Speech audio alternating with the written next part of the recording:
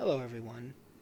It's 3:30 in the morning, but I saw a message on the DSNY forum from sanitation worker DJ CeeJae, who asked an excellent question, which I will repeat. When do we say enough is enough, and when do we go to war? And some of the top comments on there are, of course, saying things like, seeing how people reacted during COVID, these guys don't have the balls, no one's gonna do shit. Well, if you don't mind, I will happily do my best to answer this question for you, DJ CeeJae, and for anybody else who is in the same boat, where they're obviously fed up enough to publicly on a DSNY forum say, I've had enough. So, the first answer to the question is you're not ready to go to war yet. You are several steps away from war. And in fact, the comment where they say, look at how everybody reacted during COVID, proved it did. That gentleman is correct. You see, before you go to war, you need to be an army. As of right now, some of you are soldiers, some of you are not, but either way, you're all individuals. You're individual sandmen. You're not union brothers. When you go to war, the first thing you gotta be is brothers. So, first thing you gotta do before you will attempt war is you need to organize into a unit. So DJ CeeJae, he's a general. He's decided that he's gonna pick up a fight. So the first thing he's gonna go and do, and as anybody in the similar mindset, you will go and you will go around your garage, especially among your junior guys, and you're gonna find everybody who you know you can trust. Everybody who you know that if you guys if you guys organize an action, whatever it may be, that whether you're there or not, whether you're on your chart, whether you're on vacation, whether you're on another shift, excuse me, you know that the people that you are going up to will continue to maintain what needs to be done. So the first thing you need to do is organize yourselves into a group chat. Add everybody in. Now, a very important aspect of going to war and forming an army is discipline. Discipline that this group chat, we are not talking about the Yankees playing the Jets. Yeah, I don't care about sports. And at this point, it's a distraction, you guys. So, take a break from it and focus on other things. No sports, no chicks in bikinis, no betting, nothing. All strictly business. We're here for a purpose, and our purpose is to protect the middle class. That is your purpose. At the end of the day, everything that you're doing right now is not just for you. It's for the wider middle class and the millions of people who can't do what you can do. You're doing this for them too. So, once you have the rules set down, a group of people in a chat that you can count on, you're not going to get everybody, but that's okay, because people will see what you're doing, you will inspire them, and they will join in. But in the meantime, I suggested this to my guys at M7. I always thought this was a really great way to kind of prove to each other and to yourselves and to the city and the union that contrary to what they think, you can work together and you can organize. Now, this is a famous motto of sanitation. These guys, these guys, I've heard it from one of your own business agents told me. These guys, they don't do nothing. They're never going to do nothing. So they did nothing. You need to show them, but most importantly yourselves and each other, that you can do this. And I think a great way to get started is with a call-in campaign. Every sanitation worker, every shift, you call the union. Have you heard of the Janus decision? They know a lot about the Janus decision. And they don't like the Janus decision. But you're going to ask them to explain it to you anyway. What does it mean that I can opt out of my union dues? How do I sign up for that? And they're going to tell you, no, you don't want to do that. You don't want to do that. See, why not? 16 sanitation workers paid $18 a week, and you violated your own bylaws when they got fired. We should have never had to have taken this case up ourselves. Go read your bylaws. Go read your union bylaws.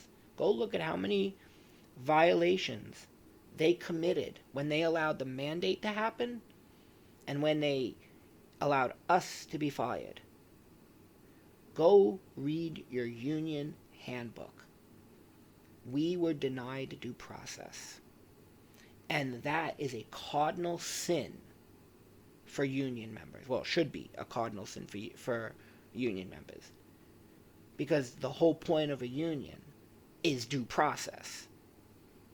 The whole point of a union is you can't just fire me because I don't want to stick an experimental vaccine into my body that I have no reason to take. So, what did I pay $18 a week to have lawyers on retainer with 831? That never came to my aid. That never came to your aid when they violated yours and my religious rights. The fact that Order 62 had an automatic exemption carved out for celebrities had no bearing on your union and vis-a-vis your equal protections. Why do celebrities not have to take the vaccine, but we do? Doesn't make a lot of sense. And if you don't believe me, go read the DSNY case against the mandates. Garvey et al. Versus New York City. We declared it arbitrary and capricious. Go read it. It's a very serious landmark lawsuit that they're fighting. And it's not just going to, and the union filed an amicus in our favor. But there's no reason we should still be, that they should not be demanding our reinstatement at this point. Just to make themselves look better. I digress. Ask your union, why were they on the clock getting paid with union dollars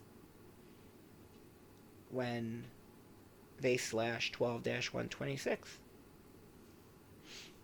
Their obligation to protect yours and the retirees' healthcare benefits. Why did they sign it? That was my video. Probably more than 14,000 already. People saw it. You knew what they did that day. Have you ever asked them why? What are they doing about this pension loan? How come they haven't done anything against congestion pricing? Are they paying it? Have they complained about it? Are they paying it? I mean, guys, how corrupt, if you don't realize how corrupt the MLC is to the extent that that there could be some kind of dispensation to keep them from paying the congestion charge. I'm not saying there is. I'm not saying there is. I am just saying it's not out of the realm of possibility in the level of corruption in New York City. It's not out of the realm of possibility. I am absolutely not saying that it is. Nevertheless, they've done nothing to protect you from anything. So why are you paying dues? What are you paying them for? What kind of answer are they going to give you? Well, if the supervisor sends you back out, who do you got to call? Probably be better to call one of the guys in my own garage than to call 831 at that point. It all starts with one person, and it snowballs. And that's what has to happen. One person goes to 2, to 3, to 4, to 5, to 6, to 10, however many, and those 10 people get the ball rolling. Whatever they do. There are many other ways you could do things. If 20 guys decide that every shift, they're slowing down. They're not finishing. They're taking their breaks, one side at a time. If 20 guys every day are doing that, if 10 guys are doing that, that's significant. And if people see that, and they see that it's effective, then they join. If they call you in to work a holiday, which 831 at one time fought for us to have holidays off. No. We don't work holidays. One of the things that I told my guys at M7, and I think that this should be a really good indication of the ineptitude of the leadership of not just 831, but the trickle-down effect that falls in the garages, that trickles into the garages where shop stewards aren't competent enough to think of these kind of things. So let's take an example of a bad winter, a bad winter where it's sunny and warm and the snow is 1 to 3 and there's not much happening. You guys can work the entire month of November if you wanted to. If it seems like it's going to be a warm winter, then where's your leadership to tell you maybe we should slow down in November because double time is better than half, and that if we're going to have these bad winters where we're not going to have blizzards anymore, then this is how we'll make up for it. The month of November. Because double is better than half.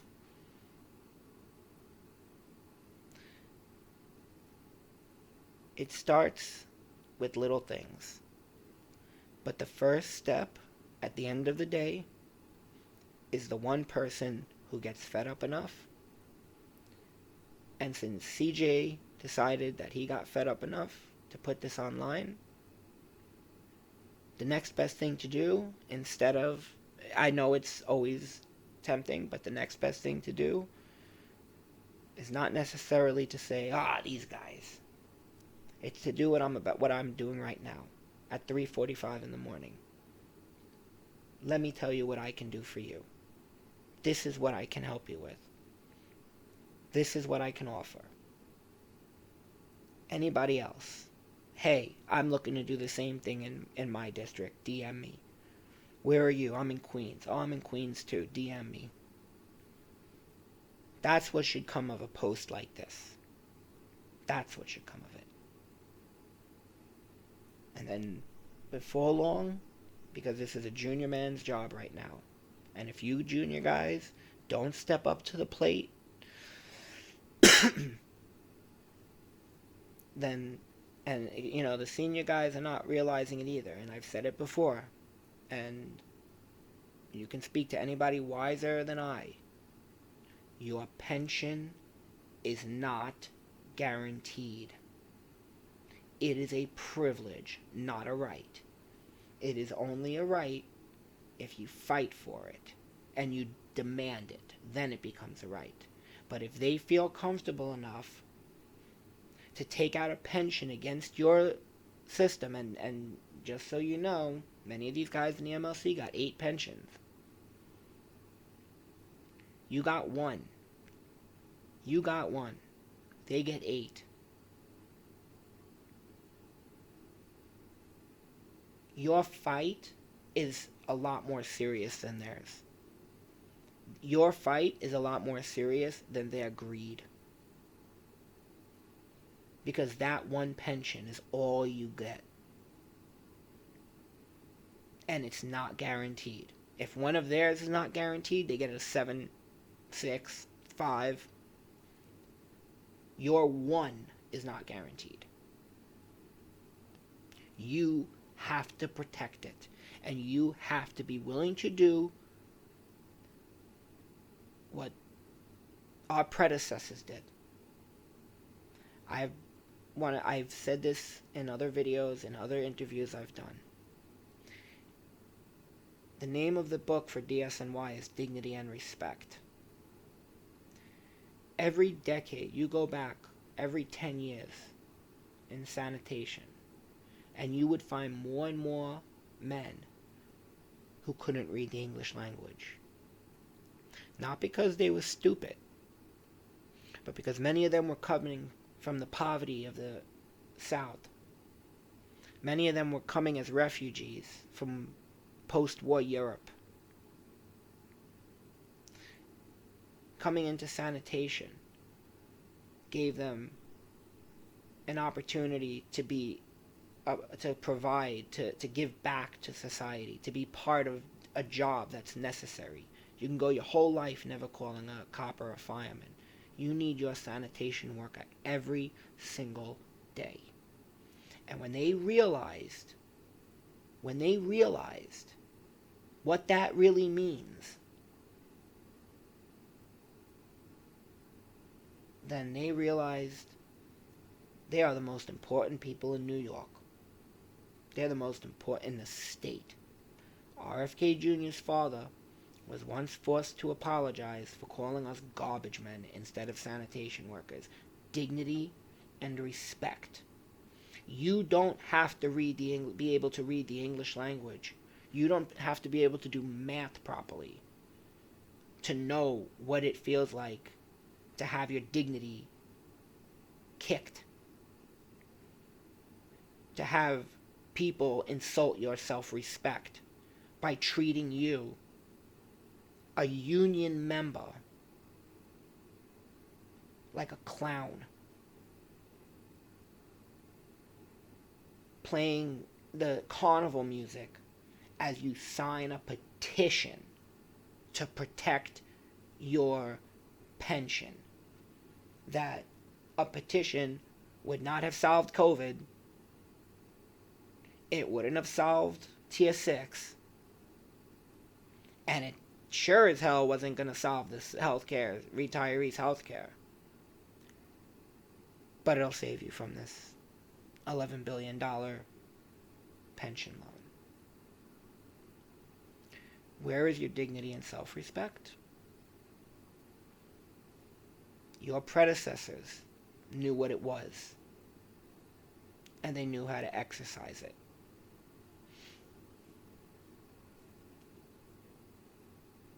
Can you?